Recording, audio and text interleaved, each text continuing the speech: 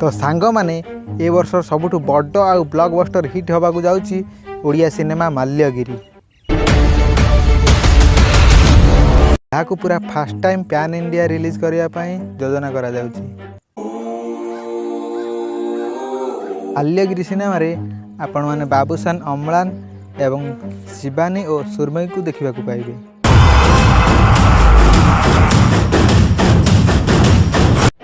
आपण मानक पई सबुठ बड़ सरप्राइज होची एही मूवी रे सिद्धांत महापात्र को आपण माने एक डिफरेंट लुक रे देखा पाइबे।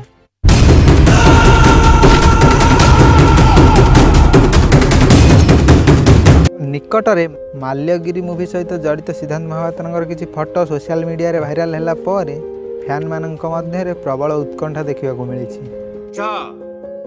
कहा जाउछि कि माल्यगिरी बदल देव बॉलीवुड इंडस्ट्री रो भाग्य। माल्यगिरी को बॉलीवुड भी नुहे सरी ओडिया सिनेमा इतिहास रे सबुठारु blockbuster hit cinema हबाकू जाउछि Malyagiri. Babushan अम्लान एवं सिद्धांत को लुक रु आपण माने अंदाज करि पारुथिबे सिनेमाटी केउ भली हेबो।